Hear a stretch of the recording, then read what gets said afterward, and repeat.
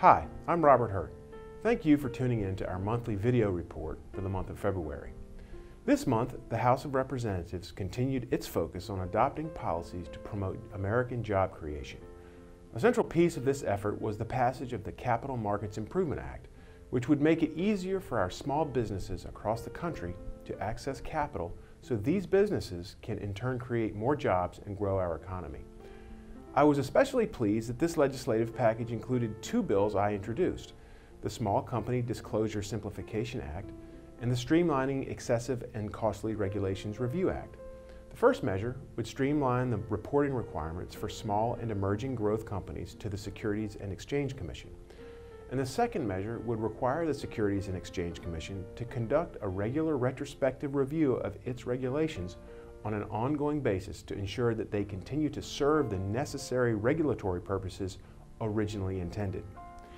It is my hope that our colleagues in the Senate will take up the Capital Markets Improvement Act as soon as possible and join us in advancing policies that will make it easier for our Main Street businesses and family farms to succeed.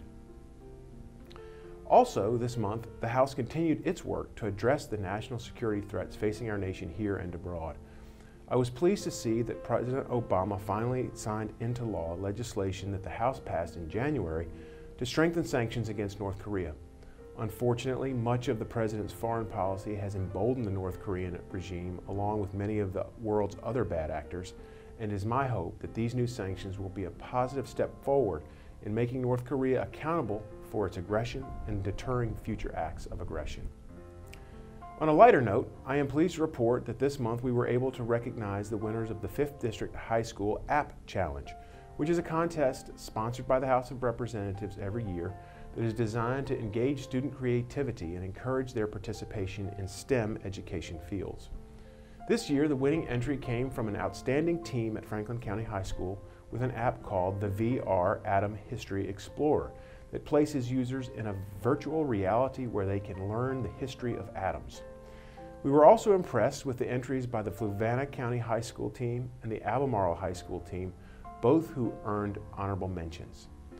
It is my hope that the participation by these students in this contest will enhance their interest in the STEM fields and will serve them as they pursue their education and ultimately enter the workforce. Finally, last week we watched as a terrible storm made its way across much of the Commonwealth, cutting a path of death and destruction from Appomattox County to Sussex County and elsewhere. In the 5th District, the Evergreen community of Appomattox County bore the brunt of the tornado. On Friday, I visited the Evergreen area of the county and met with displaced residents, first responders, volunteers, and local leaders, and saw firsthand the devastating destruction the storm caused. I also witnessed the overwhelming outpouring of support for those who had lost so much. I hope you will join me in continuing to pray for those who lost loved ones and for a speedy recovery of this community.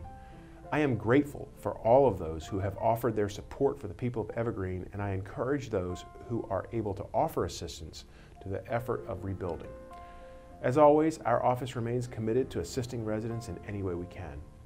In closing, please remember that if we may ever be of service to you in any way, be sure to contact one of our district offices or our Washington office.